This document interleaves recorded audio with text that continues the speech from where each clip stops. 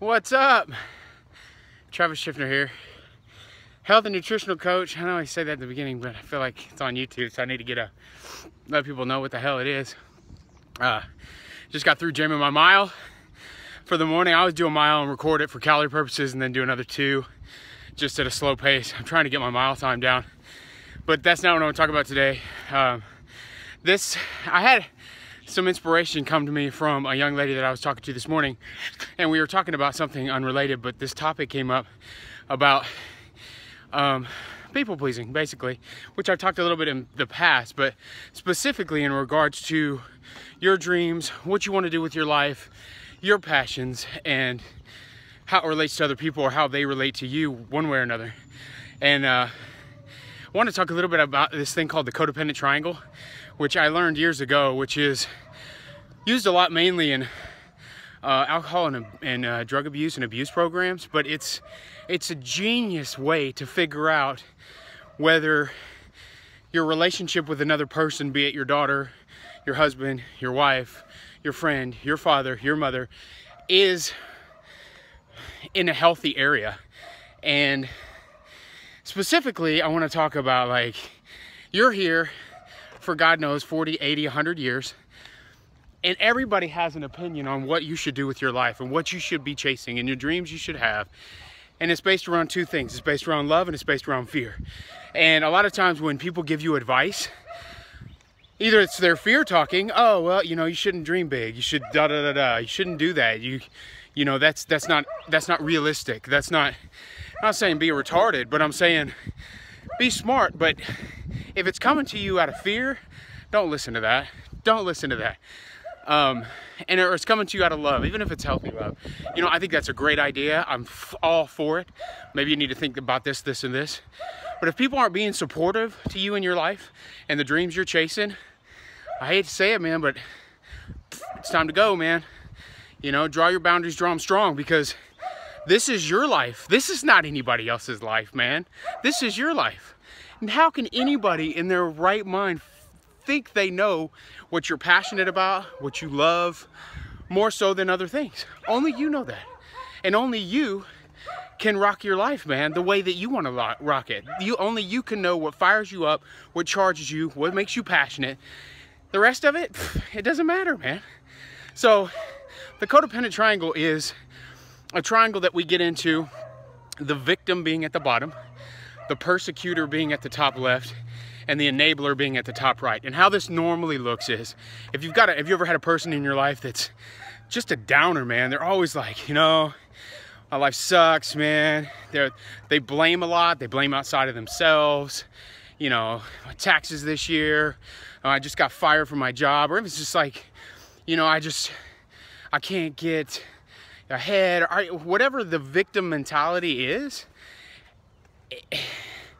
If that person comes into your life, a lot of times, if you're an enabler, you'll try to help. Oh, let me help you with that, dude. Oh, so you start help, and there's a healthy helping and a non-healthy helping. So you start to help them and get them through it, or say they feel bad. They just feel bad. Like, you know, I feel bad because you did this and it makes me feel like this.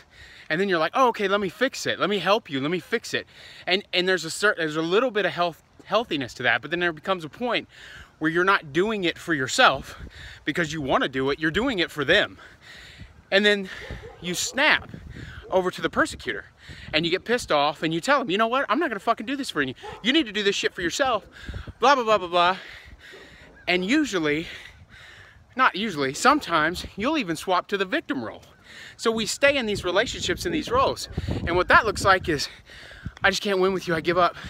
You know, I feel like I'm always trying to help you or tell you what to do, and you don't ever listen to me. And the other person snaps into the enabler role. You know what, you're right, let me help you. And that fucking triangle is a very unhealthy way to be in relationships. And it's common, it's so common, especially in intimate relationships, especially with parents. You know, your parents always are telling you what's best for you based on their love or their fear. And you know, I mean, there is healthier alternatives or healthy choices, but at the end, it's your life, and nobody else can tell you they can't even live in your brain and figure out what it is that you love and what you like. And I go through this all the time.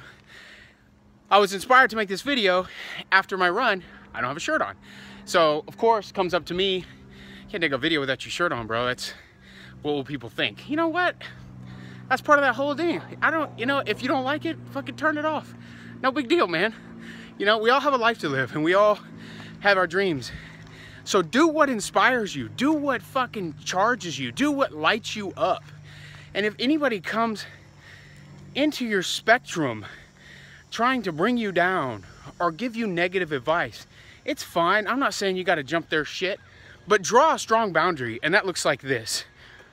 You know what? I can appreciate that you love me, and I can appreciate your advice, and this is how I want to live my life, and that's it. That's it. That's the end of the conversation. Anything that comes after that, if it comes up again and again, you draw a stronger boundary. You know what? We've talked about this before. I don't have to keep repeating myself. But this is my life. This is not your life. And I appreciate it. I appreciate your love and your worry about me. But that's where it ends. The third, fourth, fifth conversation come to, if you keep bothering me about this, you don't have a place in my life if you're not being supportive to me. And that's the truth. If you're not being supportive to me, you don't have a place in my life. And I can take healthy negative criticism if it's supportive. Look, if you're gonna criticize me and tell me things that I need to do that are better, I'm all for it, dude. Speak up. If you're sitting in the cheap seats and you're not putting yourself out there and you want to give me criticism, dude, I'm not listening to that shit. Step up, dude. Step out. Do something that scares you. Then I'll be like, fuck yeah, dude. Like, like my damn video the other day on the healthy spaghetti. Like, it was cheesy as fuck. I get that, but here's the deal. I can't, there becomes a point where it's progress, not perfection. You have to start putting yourself out there for what you want. And if you don't, then you will forever be locked in that jail cell of it's not perfect. And that's where I'm at. I'm putting myself out there in a way that isn't perfect by any fucking means, especially by my standards. But I have to start. Otherwise, I'll never get out there. And that's what I would tell everybody. If there's something you want to do, don't wait for it to be perfect. Step out, start, let the energy come, build your life, and do what fucking charges you. Do what amps you up, And if that's murder and you go to jail, well then, fuck, you didn't hear that shit from me. Anyway, yeah, you guys have a good day. I hope this inspires somebody and helps them regulate their life in a way that makes them more powerful, makes you feel more alive. Dude, you're alive, to charge in and kick ass and not to pay your bills. That's just a happenstance. We all have to do that shit. Do what fires you up, do what charges you, even if it's on a minuscule level, but just keep at it, keep at it. All right, guys, have a good one.